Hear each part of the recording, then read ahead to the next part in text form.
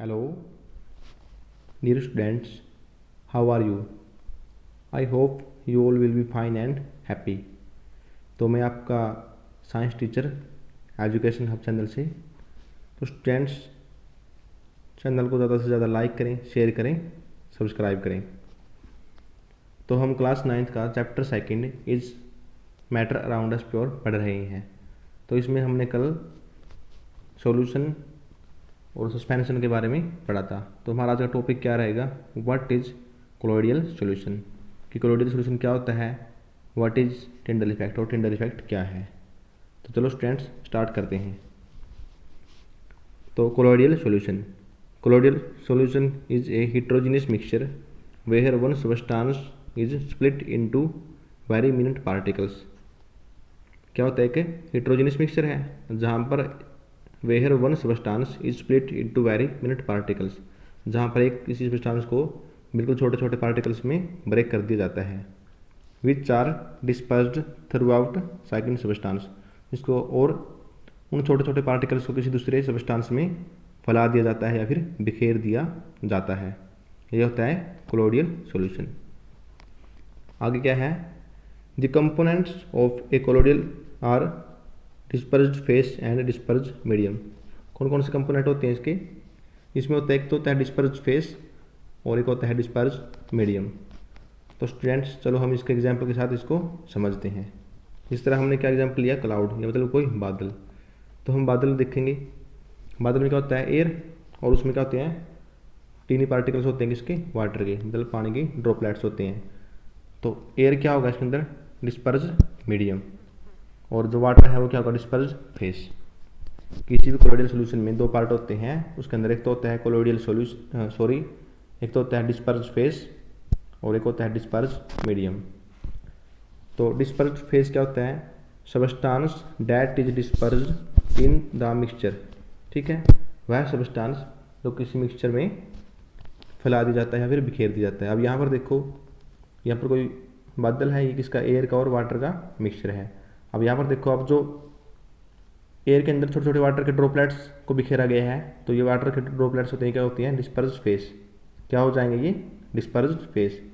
Substance that is dispersed का मतलब होता है फैलाना या फिर बिखेरना। इन द मिक्सचर, जो किसी मिक्सचर में बिखेर दी जाती है उनको हम क्या बोलते हैं? Dispersed phase. तो डिस्पर्स्ड फेस क्या होगा यहाँ पर?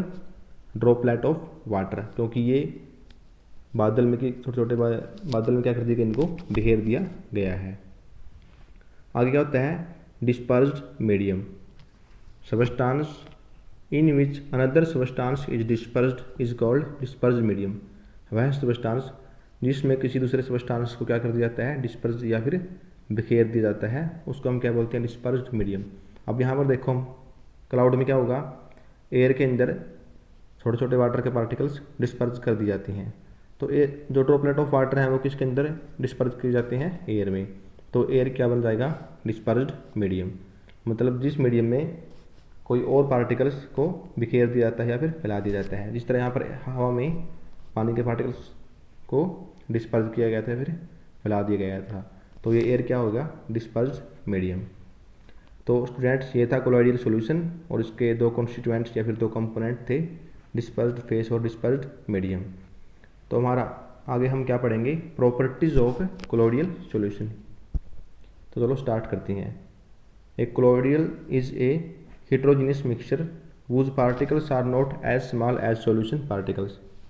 क्या है? एक heterogeneous mixture है और इसके पार्टिकल होते हैं वो इतने छोटे नहीं होते जितने कि सोल्यूशन के होते हैं। सोल्यूशन में क्या था? हम शुगर को या फिर साल्ट को वाटर में डिजोल्व करते थे और हम उनको देख भी नहीं पाते थे। लेकिन इसमें क्या होगा? इसके पार्टिकल इतने भी छोटे नहीं होते कि हम उनको जितने कि सोल्यूशन के होते हैं। इसके पार्टिकल्स सोल्यूशन के कंपैरिजन में तो बड़े होते हैं, लेकिन हमने पीछे किया था सस्पेंशन में पार्टिकल काफ़ी बड़े होते हैं जिनको हम नेकेड आई से भी देख सकते हैं। उनके कंपैरिजन में इनके पार्टिकल थोड़े छोटे रहेंगे। तो ये मीडियम में आएगा, मिडल में आएगा सॉल्यूशन और सस्पेंशन के पार्टिकल्स के। सेकंड प्रॉपर्टी क्या है? Colloids are big enough to scatter a beam of light passing through it. जो ये सॉल्यूशन है, इसके अंदर जो छोटे छोटे पार्टिकल्स होते हैं वो किसी भी लाइट के बीम को अपने अंदर से पास कर देते हैं या फिर इनको स्कैटर कर देते हैं। मतलब अगर आप कोई भी कोलोइडल सॉल्यूशन लोगे, इस तरह आपने यहाँ पर कोलोइडल सोल्यूशन ही है एक क्लाउड वाला। अगर आप इसके अंदर से लाइट को पास करोगे तो वो आसानी से पास हो जाएंगे, और वो पार्टिकल्स होते हैं जो कोलोइडल सोल्यूशन के, वो बीम ऑफ लाइट को क्या कर देंगे, स्कैटर कर देंगे या फिर फैला देंगे। प्रॉपर्टी 3 क्या है, the particles of colloidal solution will pass through filter paper so they can not be separated by filtration. अब क्या कह रहे हैं ये कि जो पार्टिकल्स होते हैं वो फिल्टर पेपर के अंदर से पास कर जाते हैं, लेकिन तो so they can not separated by filtration, तो इसी कारण हम उनको फिल्ट्रेशन के द्वारा अलग नहीं कर सकते। हमने पिछले टॉपिक में सस्पेंशन में पढ़ा था, तो सस्पेंशन में क्या होता है कि हम किसी रेत के कण को या फिर सैंड को वाटर में डिजोल्व करते हैं, लेकिन जब उनको हम सलनी या फिर फिल्टर के अंदर से निकालते हैं तो उसके अंदर से पास नहीं कर पाते। लेकिन यहाँ पर क्या होगा, इसके पार्टिकल्स फिल्टर के अंदर से पास कर जाते हैं। तो प्रॉपर्टी 4 क्या है, the colloidal solution is stable because they do not settle down when left undisturbed.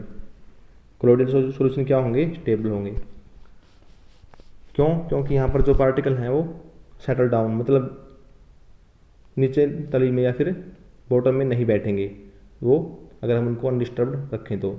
हमने प्रीवियस क्लास में सस्पेंशन में पढ़ा था कि हमें पानी में रेत के कण को घोल रहे थे, और कुछ समय बाद हम क्या देखते हैं कि जो पार्टिकल्स हैं सैंड के या फिर रेत के, वो बॉटम में आकर इकट्ठे हो जाते हैं। लेकिन इसमें क्या होगा, ये इस तरह से नहीं होंगे, और इसी कारण ये क्या है कि स्टेबल सॉल्यूशन है। लेकिन सस्पेंशन क्या था, अनस्टेबल था, क्योंकि उसके अंदर कुछ देर बाद जो सैंड के पार्टिकल्स थे वो नीचे आके बॉटम में इकट्ठा हो जाते थे। तो स्टूडेंट्स, आगे का टॉपिक है हमारा टिंडल इफेक्ट, जो इसी टॉपिक के अंदर आएगा, कोलोइडल सॉल्यूशन के अंदर।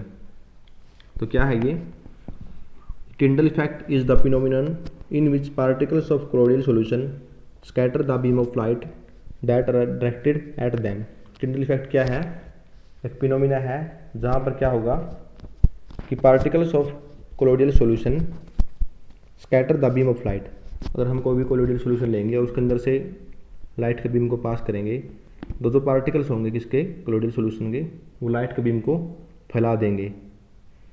अगर पार्टिकल्स के ऊपर लाइट टकराएगी, टकराने के बाद क्या होगा, वो लाइट को आगे फैला के आगे उसके अंदर अपने अंदर से पास करने देंगे, और वही होता है टिंडल इफेक्ट। इसका हम एग्जाम्पल क्या लेंगे, milk is colloidal solution when A beam of light directed eight glass of milk the light is scattered. Milk क्या है, कोलोइडल सॉल्यूशन है। अगर हम उसके अंदर से किसी लाइट के बीम को पास करेंगे तो क्या होगा कि वो, अगर हम किसी भी मिल्क के अंदर से लाइट के बीम को पास करेंगे तो वो लाइट को स्कैटर कर देगा और फैला देगा। क्या कर देगा, जो लाइट क्या है उसको फैला देगा, और पार्टिकल्स जो कोलोइडल सॉल्यूशन के हैं या फिर मिल्क के हैं वो उसको स्कैटर कर देंगे। इसके लिए हम आपको एक डायग्राम से समझा रहे हैं। तो ये डायग्राम देखो आप, इसमें हमने कोई भी टॉर्च लिया और 2 बीकर लिए। एक बीकर में हमने क्या डाला है, कॉपर सल्फेट, और बीकर बी में क्या डाला है हमने, मिल्क। अब हम देखो इसके अंदर से लाइट को पास करने जा रहे हैं, लेकिन क्या होगा कि जो पहले वाला सोल्यूशन है ए वाला, जिसमें हमने कॉपर सल्फेट का सोल्यूशन लिया है, उसके अंदर हमें लाइट नहीं दिखाई देगी। क्यों, क्योंकि जो पार्टिकल्स हैं कॉपर सल्फेट के वो लाइट को स्कैटर्ड नहीं कर पा रहे।